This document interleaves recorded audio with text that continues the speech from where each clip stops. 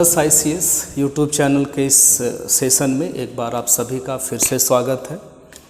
आज के इस सेशन में हम लोग आने वाले रेलवे एग्ज़ाम्स के मॉक टेस्ट नंबर 2 की चर्चा करेंगे। अगर आपने सेट 1 नहीं देखा है तो आप जा कर के पहले उसको देख लें, आपको बहुत सारी चीज़ें सीखने को मिलेंगी। और अगर आप इस चैनल पर नए हैं तो चैनल को सब्सक्राइब कर लीजिए ताकि आने वाले वीडियोस आपको रेगुलर अपडेट मिलते रहे। ठीक है, तो बिना समय गंवाए आइए बढ़ते हैं सेट नंबर 2 की ओर, जो कि आने वाले रेलवे के एग्ज़ाम्स के लिए बहुत ही हेल्पफुल होगा। ठीक है, आइए बढ़ते हैं क्वेश्चंस की ओर। क्वेश्चन है, किसी वस्तु को 440 रुपये में बेचने से जो लॉस होता है वो 1000 रुपये में बेचने से होने वाले लाभ का 60% है। अब क्वेश्चंस को सॉल्व करने के तरीक़ों को देखें, बहुत अच्छे तरीके से क्वेश्चंस को सॉल्व किया जाता है, स्मार्ट अप्रोच जिसको आप बोलते हैं। हमारा सवाल है कि अगर हम 440 रुपये में किसी वस्तु को बेचते हैं तो जो लॉस होता है, और 1000 रुपये में वस्तु को जो बेचते हैं जो प्रॉफिट होता है वो 60% है। एक तो आप ये समझिए कि ये भी सेलिंग प्राइस है और ये भी सेलिंग प्राइस है, लेकिन इस स्थिति में प्रॉफिट हो रहा है और इस स्थिति में लॉस हो रहा है। देखिए, लाभ में क्या है कि इस वाले में कहीं ना कहीं क्रय मूल्य भी छिपा हुआ है और लाभ भी छिपा हुआ है। 1000 में बेचने से आपका जो क्रय मूल्य था CP वो भी मेंटेन हो गया और आपको कुछ लाभ में मिला है। अगर यहाँ पर हम कहते हैं कि 100 रुपये का बेनिफिट है तो यहाँ हमें कहना होगा कि 60 रुपये का लॉस होगा 60%। ठीक है, अगर हम लोग रेशियो लिखना चाहें तो ये हो जाएगा 20 से 5 बार में और ये हो जाएगा 20 से 3 बार में। तरीका देखिए क्या है, इन दोनों का डिफरेंस +5 - 3 का डिफरेंस 8 होगा और इन दोनों का डिफरेंस सेलिंग प्राइस का डिफरेंस 560 होगा। तो 8 का वैल्यू 560 है। आप चाहे तो लॉस वाले पे बनाइए चाहे प्रॉफिट वाले पे बनाइए। हम 5 का वैल्यू निकाल रहे हैं, कितना होगा, ये कैंसिल है 70 बार में, x बराबर 350 रुपये। ये जो 350 जो आएगा ये हमारा प्रॉफिट है, 350 रुपये का लाभ है। जब वस्तु को 1000 में सेल करते हैं तो 350 रुपये का लाभ है। इसका मतलब है कि जो वस्तु का CP है वो 1000 में से 350 रुपये कम है, यानी कि 650 रुपये है। ठीक है, इस सवाल का जवाब 650 रुपये। ठीक है, आइए अगले सवाल की ओर बढ़ते हैं। ये देखिए, नंबर सिस्टम का क्वेश्चन है, किसी संख्या को यदि 119 से भाग दिया जाए। अब समझे सवाल को, अगर हम 119 से भाग देते हैं तो शेष जो है वो 10 बचता है। किसी भी संख्या को 119 से भाग देंगे तो वो शेष 10 बचेगा। अगर उसी संख्या में 17 से भाग दिया जाए तो शेष क्या बचेगा। बहुत बेसिक सा क्वेश्चन है, लेकिन ठीक है, इम्पॉर्टेंट है। हमारा नियम होता है कि हम इधर चेक कर लेते हैं पूरा। मोस्ट ऑफ द टाइम ये दोनों जो संख्या है वो एक दूसरे से डिविजिबल होगा। 119 जो है वो 17 से डिविजिबल है पूरी तरह से, आप कहेंगे बिल्कुल कटेगा ही। हमारा नियम है इधर में भाग देने के लिए जो भी शेष आएगा वही हमारा आंसर है। तो पहला तो ये है कि सर 10 में 17 से भाग बचेगा, लगेगा नहीं। 10 में 17 से भाग देंगे तो हमारा शेष क्या बचेगा, 10। जो भी है लग नहीं रहा है कोई भी टेबल से, तो जो संख्या है वही हमारा शेष हो जाता है। ठीक है, फिर से 119 में 17 से भाग दे दीजिए, चेक कर लीजिए कि क्या ये पूरा डिविजिबल है एक दूसरे से। बिल्कुल कट रहा है। इधर में भाग दे दीजिए, जो भी आएगा वो हमारा आंसर होगा। मान लीजिए कि यहाँ पर अपने मन से हम दे देते हैं कि 38 होता, तो हम 38 में 17 से भाग देते, 2 बार में लगता, 4 हमारा शेष हो जाता। बस इतना सा सवाल है। ठीक है, आगे बढ़ते हैं अगले सवाल की ओर। ये देखिए, कोई एक रेल है जो 204 मीटर लंबे पुल को 57 सेकंड में पार करती है और एक खंभे को 23 सेकंड्स में पार करती है। देखिए, इतना तो आप बात को समझ रहे होंगे कि पहले कंडीशन में रेल को किसी पुल को पार करना है तो ज़्यादा टाइम लगेगा, और दूसरे कंडीशन में है कि रेल को सिर्फ खंभा को पार करना है। खंभा का लंबाई तो वैसे भी 0 होता है, इसलिए खुद को पार करना है, कम समय लग रहा है। तो अब किसी को भी पार करिए, पुल को पार करिए, पेड़ को पार करिए, खंभे को पार कीजिए, जो टोटल चाल है उस ट्रेन का वो तो बराबर होगा। हर हाल में ट्रेन का स्पीड सेम रहेगा, और वही कॉन्सेप्ट हम लोग यहाँ पर अप्लाई करेंगे। ये देखिए, ट्रेन की लंबाई हमने x माना हुआ है, खुद को पार करेगी ट्रेन, और 204 मीटर लंबे पुल को कितना समय लगेगा? 57 सेकंड, मीटर सेकंड। अब बोल रहा है कि यदि वो खुद को पार करे तो खुद को पार करेगा, तो खुद को पार करिए आप। कितना समय लग रहा है? 23। ठीक है, चाल बराबर दूरी बटा समय, चाल बराबर दूरी बटा समय। क्लियर? हमें x का वैल्यू चाहिए। 57 में x से गुना कर लीजिए, 57x होगा। 23 में x से गुना कर लीजिए तो 23x हो जाएगा।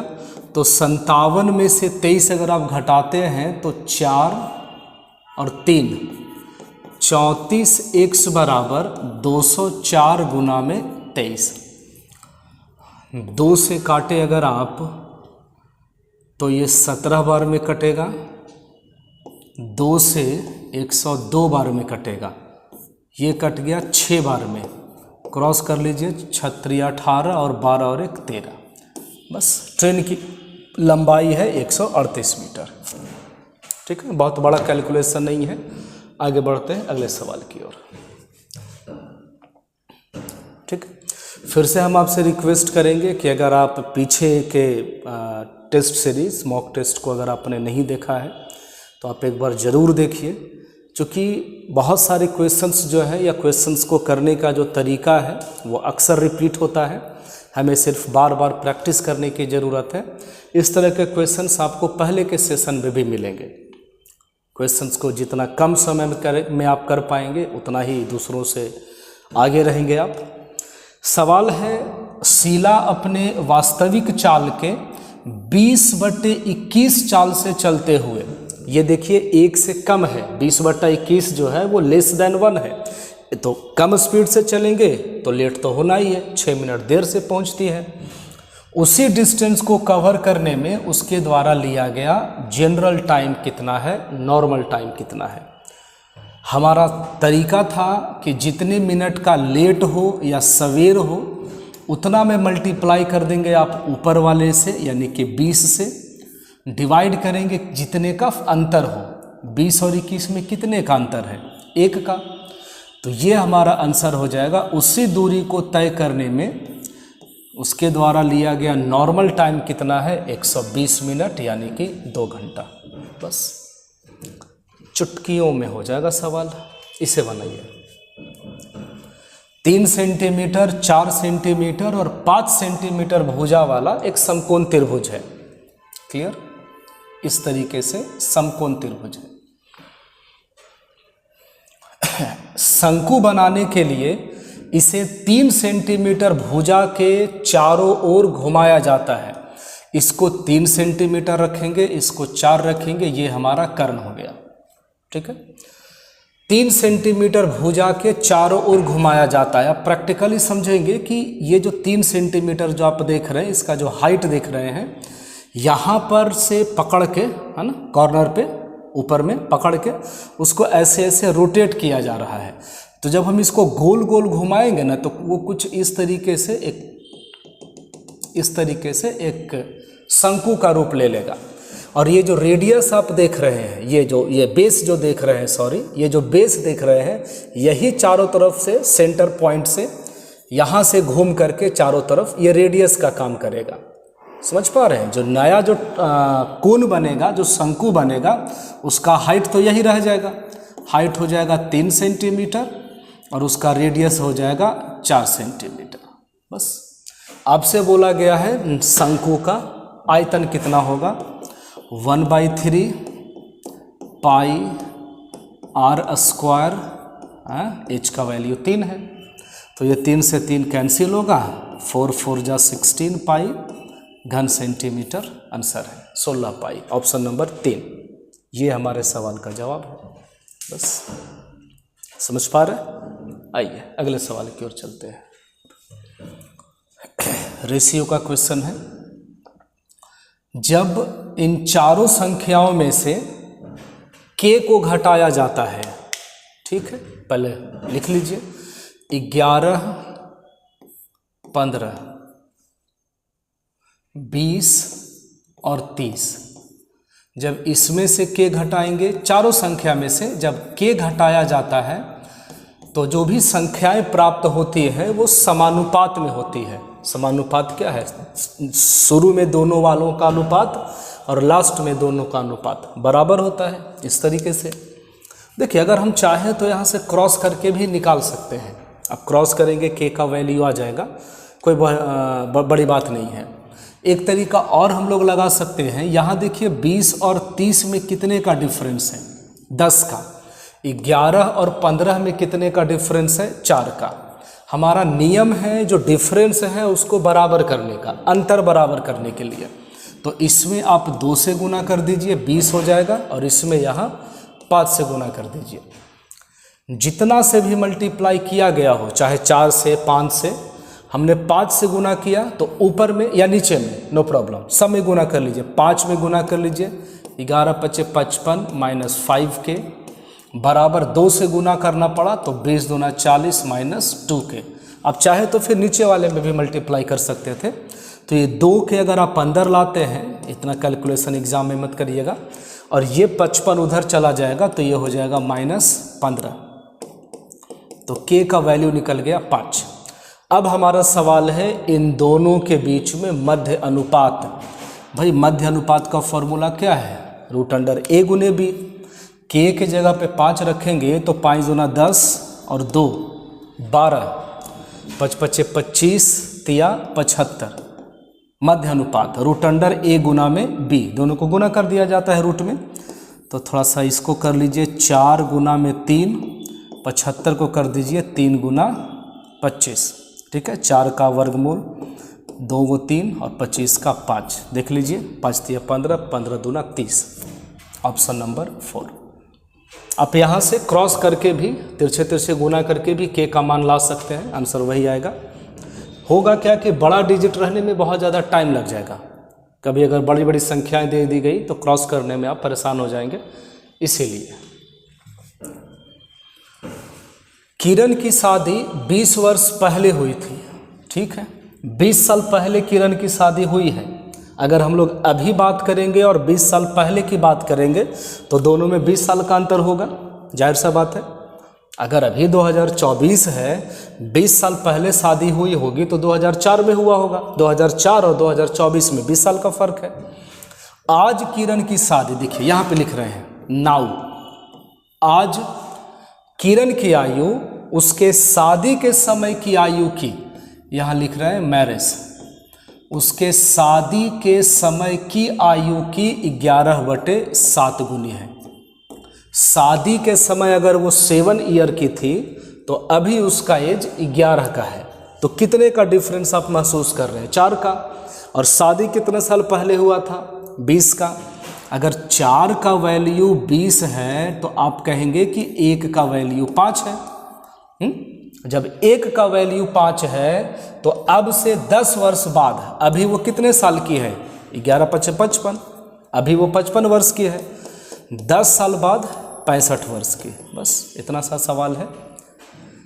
किरण 65 वर्ष की होगी, अभी 55 वर्ष की है। ये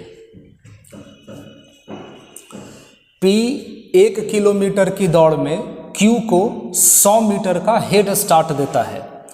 देखिए बात को समझिए आप, स्टार्ट देने का मतलब क्या हो गया कि अगर 1 किलोमीटर का दौड़ है, यहाँ लिख रहे हैं अगर 1 किलोमीटर का दौड़ है तो P जो है वो Q को 100 मीटर का स्टार्ट देता है, यानी कि P जो है वो जहाँ से रेस शुरू होगा वहीं पर खड़ा है, लेकिन Q को उसने बोला कि आप जाइए और 100 मीटर आगे खड़े हो जाइए। यानी कि स्पष्ट है कि P अगर 1000 मीटर दौड़ेगा तो Q जो है वो 900 मीटर दौड़ेगा, जो कि Q को 100 मीटर का स्टार्ट मिला है। तो यहाँ से हम लोग चाहे क्या करना ही चाहिए, ये दोनों अनुपात हटा देते हैं, तो 10:9 हो गया। अगले सवाल में Q 1 किलोमीटर दौड़ में, Q और R की बात हो रही है। Q 1 किलोमीटर की दौड़ में R को 60 मीटर का स्टार्ट देता है, यानी कि Q अगर 1000 मीटर दौड़ेगा तो R जो है वो 60 मीटर कम दौड़ेगा, यानी कि 940 दौड़ेगा। ठीक है, इसको थोड़ा सा यहाँ लिख रहे हैं। 1000 अगर दौड़ेगा Q तो R जो है वो 940 दौड़ेगा। क्लियर है? इसको छोटा कर लीजिए, 0 हटा लेते हैं, 2 से 50 और 2 से 47, यहाँ हो गया 50 और ये हो गया 47। P ratio Q ratio R। ये देखिए सवाल में क्या है, यदि दोनों दौड़ें डेड हिट में समाप्त हुई हो। डेड हिट कहने का मतलब दोनों एक ही समय पे बाउंड्री लाइन पे पहुंचे हैं। P यहाँ से दौड़ा है, Q यहाँ से दौड़ा है, लेकिन अगर यहाँ पर फिनिशिंग पॉइंट है तो P और Q दोनों एक ही टाइम पे दौड़ा, एक ही टाइम पर पहुंचा है, दोनों ने बराबर समय लिया। बराबर समय मतलब बराबर दूरी। हाँ भाई, अगर बराबर टाइम तक P और Q दौड़ते हैं तो जो उनके चाल का अनुपात होगा वही तो उनके दूरी का अनुपात होगा। बात समझ में आ रही है?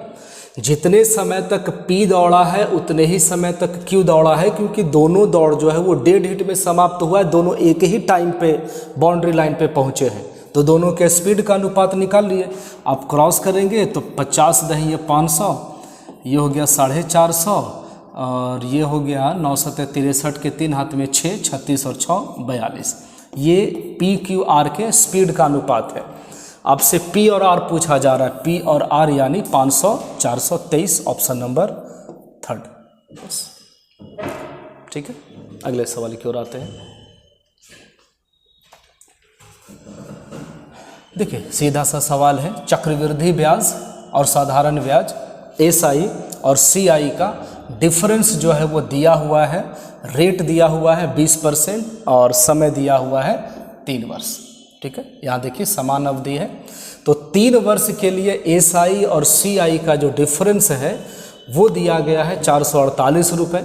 हमें हमारा प्रिंसिपल चाहिए। प्रिंसिपल के लिए आप फॉर्मूला याद रखेंगे, अंतर 3 साल के लिए, यहाँ लिख रहे हैं 3 साल के लिए,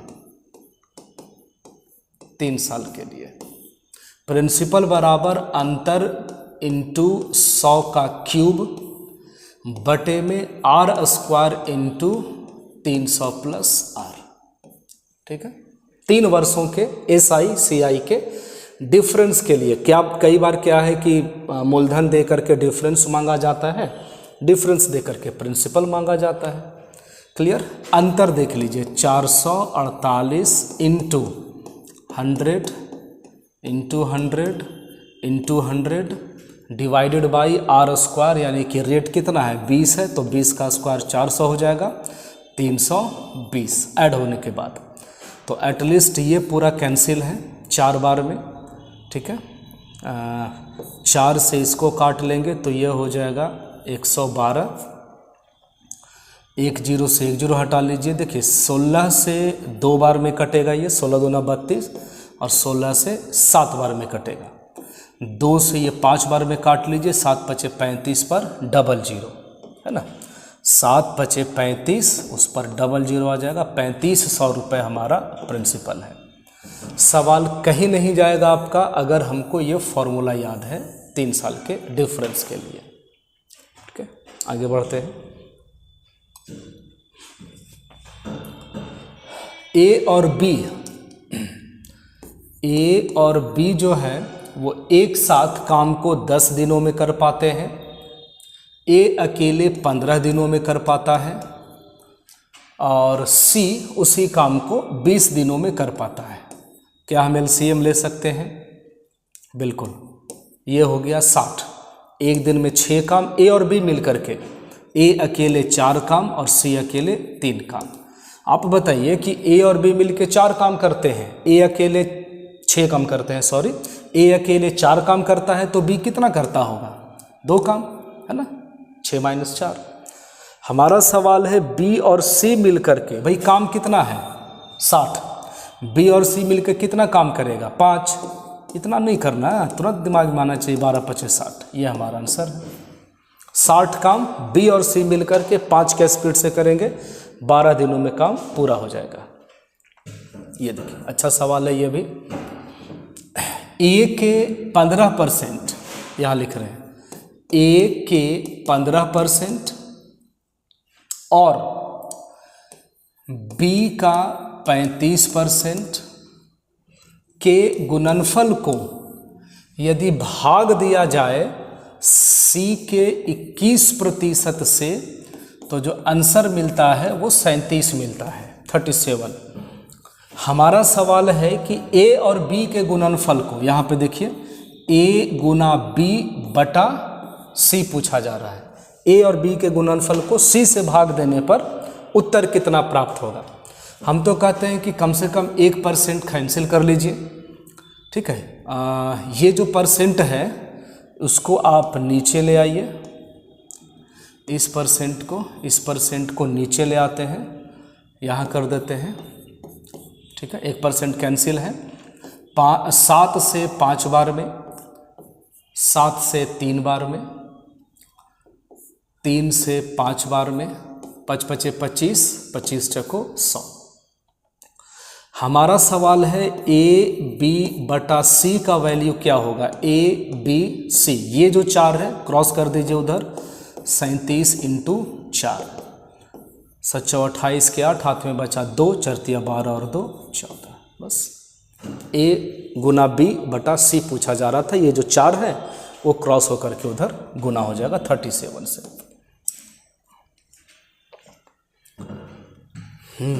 दो ट्राइंगल है, triangle DEF, triangle DEF, triangle PQRK समान है, समरूप है। देखिए, दो ट्राइंगल यदि एक दूसरे के समरूप होते हैं तो हमें 2 कंडीशंस याद रखने चाहिए। एक तो ये है कि एरिया ऑफ ट्राइंगल DEF बटे एरिया ऑफ ट्राइंगल PQR, दो समरूप त्रिभुजों का क्षेत्रफल। कंडीशन क्या है कि दोनों ट्राइंगल जो है वो एक दूसरे के समरूप होने चाहिए, ठीक है, समरूप होना चाहिए। तो दो समरूप त्रिभुजों का जो क्षेत्रफल है वो बराबर होता है उनके संगत भुजाओं के, कॉरस्पॉन्डिंग साइड के स्क्वायर के बराबर, DE बटे में PQ का स्क्वायर बराबर, इधर से अगर आप उठाते हैं तो ये हो जाएगा DF बटे में PR का स्क्वायर, और बराबर हो जाएगा, बेस अगर आप लेते हैं तो EF बटा में QR के स्क्वायर के। बहुत इम्पॉर्टेंट कॉन्सेप्ट है ये। दो समरूप त्रिभुजों का क्षेत्रफल उनके संगत भुजाओं के वर्गों के अनुपात के बराबर होता है, ये एक कंडीशन है। दूसरा, आप सिंपली लिख सकते हैं कि त्रिभुज DEF का जो परिमाप है और त्रिभुज PQR का जो परिमाप है, दो समरूप त्रिभुजों के परिमाप का जो अनुपात है वो संगत भुजाओं के अनुपात के बराबर होता है। यानी सीधा हम कह सकते हैं DE बटा में PQ बराबर हो जाएगा DF बटा में PR बराबर हो जाएगा EF बटा में QR। इतना सा चीज़ है। तो अभी वाले सवाल में हमसे परिमाप दिया हुआ है, अर्ध परिमाप का अनुपात है, अर्ध परिमाप और परिमाप का अनुपात एक ही होगा। अगर हम 2 से मल्टीप्लाई भी करेंगे परिमाप निकालने के लिए तो वो तो कैंसिल ही होगा ना भाई, वो तो वापस 4:5 ही रह जाएगा। ठीक है, तो आप इसको उतार लेंगे, वीडियो को रोक करके, तब तक हम इसे डिलीट कर रहे हैं। इसको इरेज कर देते हैं, इसको भी। आइए, अब हमारा सवाल है कि दोनों जो समरूप त्रिभुज है, देखिए सीधा सा बात है, त्रिभुज DEF का परिमाप 4, त्रिभुज PQR का परिमाप 5। इस चीज को आप फिर से समझें। आप कहेंगे कि जो अर्ध परिमाप है 4:5, परिमाप जब निकालेंगे तो आप 2 से मल्टीप्लाई करेंगे, क्या फ़र्क पड़ेगा, वो तो वैसे भी वही रह जाएगा जो पहले था, 4:5 है। इसीलिए चीज़ को आपको समझना होगा। तो 2 समरूप त्रिभुजों के परिमाप का जो अनुपात है वो संगत भुजाओं के, अगर PQ दिया हुआ है तो DE पूछेगा, अगर DE दिया हुआ है तो PQ पूछेगा। क्लियर? ये जो 4:5 है वो DEF है। DEF के सामने DE का भुजा होगा, देखिए ये DE आपसे पूछा जा रहा है, बटा में PQR है, PQR है, और PQR में PQ का लेंथ दिया हुआ है 15। आप यहाँ कैंसिल करेंगे 3 बार में, DE बराबर हो जाएगा 4×12 सेंटीमीटर। ठीक है, सवाल बहुत इजी है, कॉन्सेप्ट बहुत इंपॉर्टेंट है। इसी तरीके से बने रहिए वीडियो में, और भी चीज़ें आपको सीखने को मिलेंगी। आइए, ये सवाल देखिए, बोला जा रहा है कि 2 वर्गों के जो क्षेत्रफल है उनमें डिफरेंस जो है वो 32 का है, 32 का, और उनकी भुजाओं में 4 का अंतर है।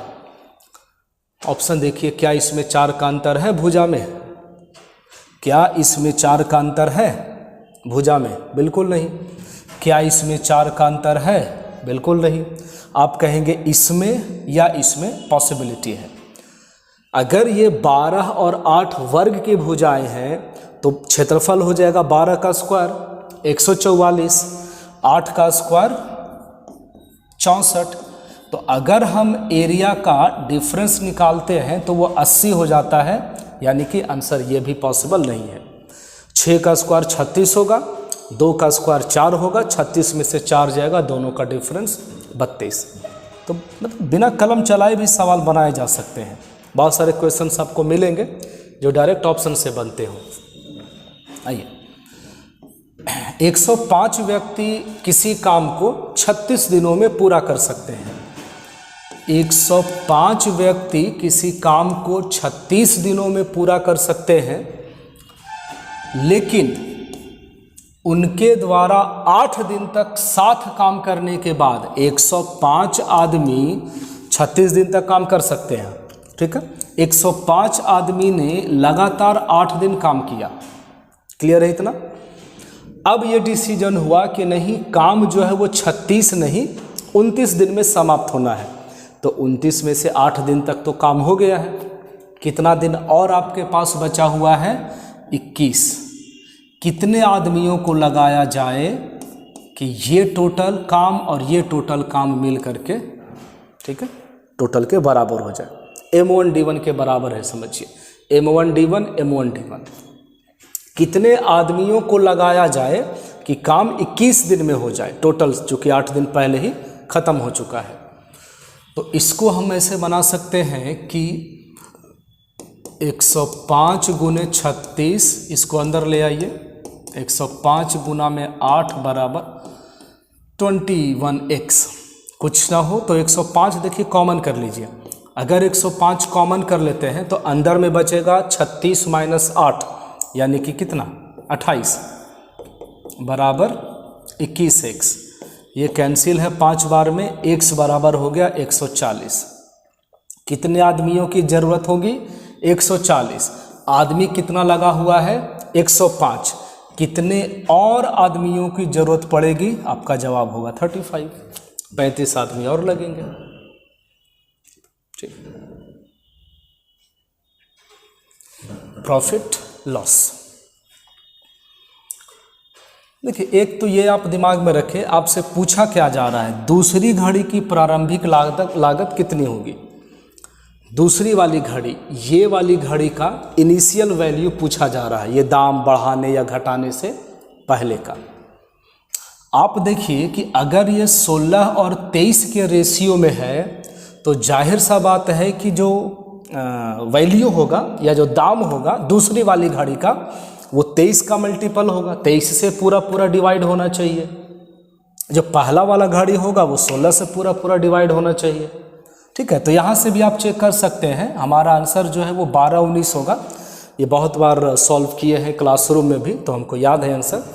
तो ये 12-19 ही है जो कि 23 का मल्टीपल होगा। ऐसे भी कर सकते हैं कि 23 का मल्टीपल आप खोज लीजिए, कौन कट रहा है कौन नहीं कट रहा है। नहीं तो फिर तरीका भी देखिए, बहुत ज़्यादा भारी नहीं है। एक घड़ी का दाम मान लेते हैं 16x है, दूसरे घड़ी का दाम 23x है। क्लियर? बोला गया पहली घड़ी की कीमत 10% बढ़ा दी जाती है, तो 10% बढ़ा देंगे तो क्या हो जाएगा 110/100, और दूसरी घड़ी का जो दाम है उसको 477 रुपये से बढ़ा दिया जाता है।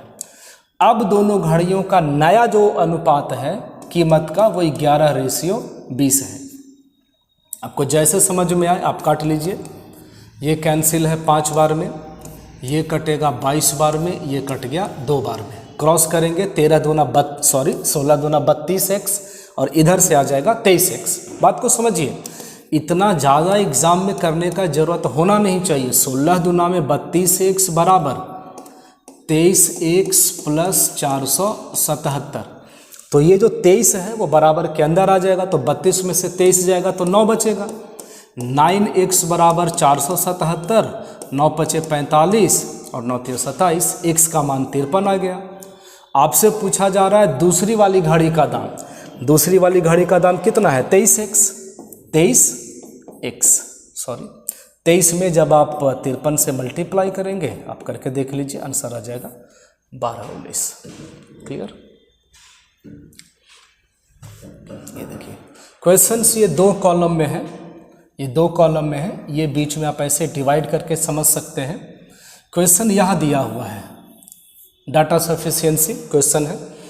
बोला गया कि x, y और z का जो औसत है वो 180 है, तो x का अंक क्या है? अगर x plus y plus z, x, y और z का औसत अगर 180 है तो क्या हम ये बोल सकते हैं कि जो तीनों का टोटल सम होगा वो 180 गुना में 3 होगा। टोटल एवरेज दिया हुआ है, टोटल सम निकालने के लिए हम मल्टीप्लाई कर दिए। अब आप देखिए कि y और z मिल करके लाते हैं 50 अंक। हाँ भाई, x plus y plus z का वैल्यू गिवन है, y प्लस जेड हमको पता है। अगर हम y प्लस जेड यहाँ रख देते हैं वैल्यू, अगर हम इसमें रख देते हैं यहाँ पे, तो क्या हमको x का मान नहीं आ जाएगा? आप बताइए, x plus y plus z हमें पता है और y प्लस जेड ऑलरेडी दिया हुआ है, तो x का वैल्यू तो आराम से निकाला जा सकता है सिर्फ फर्स्ट वाले स्टेटमेंट का यूज करके। दूसरे स्टेटमेंट में बोल रहा है कि x और z मिल करके x plus y plus z का वैल्यू दिया हुआ है 540 और फिर x प्लस जेड का वैल्यू दिया हुआ है 60। क्या हम यहाँ से ये दोनों इक्वेशन से x का वैल्यू निकाल पाएंगे? बिल्कुल नहीं। ठीक है, तो सिर्फ और सिर्फ हमें फर्स्ट वाले स्टेटमेंट की ज़रूरत है। तो डाटा सफिशिएंसी का सवाल इस तरीके का है, ऑप्शन नंबर फर्स्ट होगा। एक अकेला पर्याप्त है, हमें दूसरे स्टेटमेंट की कोई ज़रूरत नहीं है। Answer option number first. ये सवाल देखिए, बोला जा रहा है 5 पर पावर 16 में यदि हम 6 से डिवाइड करते हैं तो जो भी रिमाइंडर आता है उसको R1 नाम दिया गया है। पहले यहाँ भाग दे दीजिए। अब देखिए 5 पर पावर 16 को यदि 6 से भाग दिया जाता है तो बेस के आधार के बराबर, मतलब उसी के आसपास लाने के लिए आप देखिए इसको 6 - 1 पर पावर 16 लिख सकते हैं। जो भाजक है, जितना से भाग देना है उसी के आसपास हमको लिखना है। 5 को हमने कर दिया 6 - 1, होगा क्या? ये 6 से 6 कैंसिल है। रिमाइंडर कितना बचेगा? -1 पर पावर 16। तो माइनस है, ऊपर से 1 है और पावर में सम संख्या है, ये बहुत अच्छे से आपको पता होगा। ठीक है, यहाँ पर आप लिख सकते हैं कि अगर -1 पर पावर यदि ओड होता है तो जो फाइनल रिजल्ट होगा, ओड मतलब विषम, जो फाइनल रिजल्ट होगा वो माइनस में होगा, और -1 पर पावर यदि इवन है तो जो रिजल्ट है वो 1 होगा। उसमें भी क्या, अगर 1 है तो पावर कुछ भी रहेगा तो 1 ही आएगा, 1 है पावर कुछ भी रहेगा तो 1 ही आएगा। यानी कि सीधा सा लॉजिक आप समझेंगे कि -1 पर पावर सपोज करिए कि 15 है तो विषम संख्या है, तो हमारा टोटल रिजल्ट कितना होगा -1।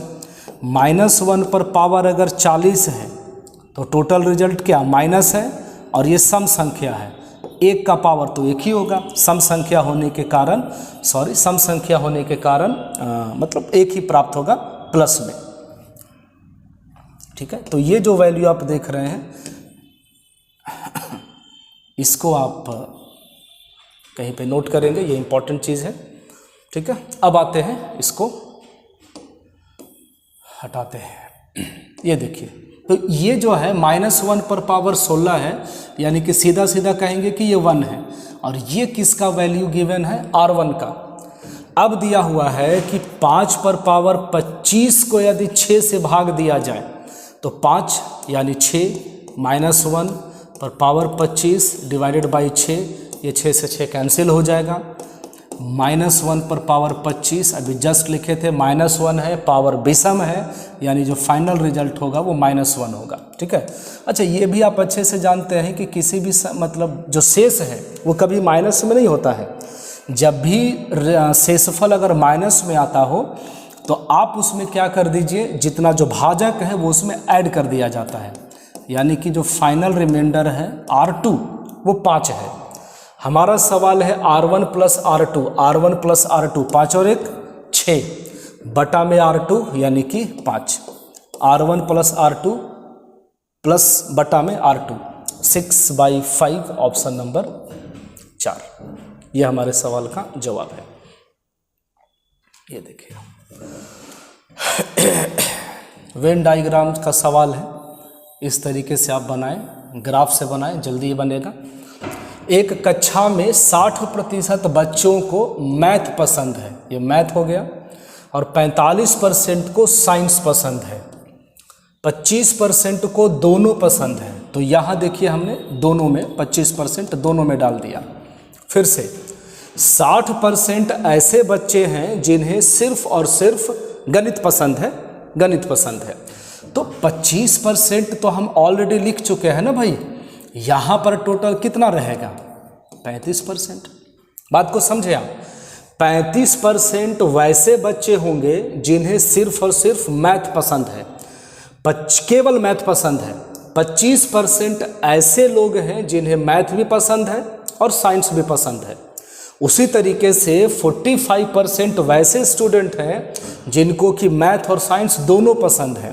तो 45 में से 25 घटाइएगा तो क्या बचेगा 20%। 25 तो ऑलरेडी लिखा जा चुका है। तो हमारा सवाल है ऐसे कितने प्रतिशत बच्चे हैं जिन्हें केवल एक विषय पसंद है, केवल एक विषय पसंद है, केवल मैथ पसंद है 35% को, और केवल साइंस पसंद है 20% लड़कों को। यानी कि 55% ऐसे छात्र हैं जिन्हें सिर्फ और सिर्फ एक सब्जेक्ट पसंद है, ऑप्शन नंबर 2। ठीक है, ये सवाल देखिए। खोखला बेलन है, खोखले बेलन का आयतन दिया हुआ है। बिना कुछ सोचे आप बताइए कि खोखले बेलन का आयतन क्या होता है। पाई r² into r² into h, यहाँ पे माइनस है माफ़ कीजिएगा, बराबर है 96 पाई। ये दिया हुआ है, बात को समझे आप। ये खोखले बेलन का आयतन है। जो कैपिटल R है, इस तरीके से आप देखिए, अगर पाइप वगैरह आप इमेजिन कर सके, ये इनर रेडियस है स्मॉल r, ये आउटर रेडियस है कैपिटल R, बाहरी त्रिज्या और अंतः त्रिज्या बोलते हैं। ये जो बच गया ये है उस पाइप की मोटाई जो कि सवाल में दिया गया है 1 सेंटीमीटर। अगर हम कैपिटल आर में से स्मॉल आर माइनस करेंगे तो जो भी बचेगा वो क्या होगा, ये मोटाई है 1 सेंटीमीटर। ये सवाल में दिया हुआ है आर माइनस आर 1 सेंटीमीटर, ये 1 है। ठीक है, आगे आते हैं। तो pi into a square minus b square, क्या हम इसको r plus r minus r लिख सकते हैं? इस चीज़ को आप कहेंगे बिल्कुल, इंटू एच बराबर में 96 पाई। अब देखिए पाई से पाई कैंसिल है, r plus r into r minus r 1 centimetre into h ऊंचाई 24 सेंटीमीटर बराबर में 96। ये कैंसिल हो गया 4 बार में, आर प्लस आर बराबर 4। ये क्या है? बाहरी त्रिज्या और भीतरी त्रिज्या दोनों का जोड़। आंतरिक और बाहरी त्रिज्या का जोड़ कितना होगा? तो 4 होगा। ऑप्शन नंबर 3 आ रहा है समझ में? कर पाएंगे एग्जाम में सवाल को? इसे बनाइए। पुराना स्टॉक है, सामान खराब होने से बचने के लिए एक व्यक्ति ने 34-20 रुपए में चाय का सेट जो है वो बेच दिया, जो कि उसके कॉस्ट प्राइस से 43% कम था। 43% कम होने का मतलब कितना में बेचा गया? 57%। और इस 57% का वैल्यू कितना है? 34-20। यदि इस पे 10% लाभ लिया जाता तो हमको सामान को बेचना होता 110 में, इसका वैल्यू कितना होता? ठीक है, 57 से आप ध्यान से गौर करेंगे ना तो ये 60 बार में कैंसिल हो जाएगा। बिल्कुल, यहाँ से क्रॉस कर दीजिए 6600। वस्तु को कितने में बेचना चाहिए था? 6600 में, ताकि उसको 10% का लाभ हो जाता। बस आपसे पूछा गया है कितने रुपए अधिक में बेचना चाहिए था। बेच करके आया है वो 3400 में, 34-20 में, 6600 में बेचना चाहिए था। 0 ये हो गया 8, ये कितना हो गया? 5 में से 4 गया 1, लास्ट में 180, तो एक ही ऑप्शन में है। ये आपका कितना हो जाएगा? 3। बिल्कुल, तो ये हमारा आंसर है 3180 रुपये। ठीक है, उम्मीद करते हैं कि आज का सेशन आपको अच्छा लगा होगा। और फिर से हम कहेंगे, अगर आपने चैनल को सब्सक्राइब नहीं किया है तो सब्सक्राइब कर लें, अपने दोस्तों को भी बताएं। अगर आपको यहाँ से कुछ लाभ हो रहा हो, कुछ वीडियो में अगर आपको कमी दिखता हो तो आप ज़रूर हमें बताएं, कमेंट करके बताएं, ताकि हम उसमें और अधिक से अधिक सुधार कर सकें और आपके लिए और भी अच्छे अच्छे वीडियो ला सकें। यह हमारा टेलीग्राम चैनल है, जहाँ से आपको इस क्वेश्चन का PDF मिल सकता है। PDF लेने के लिए आप हमारे चैनल पर जा सकते हैं। ठीक है, बाकी मिलते हैं अगले वीडियो में। तब तक के लिए ध्यान रखिए, पढ़ते रहिए। धन्यवाद।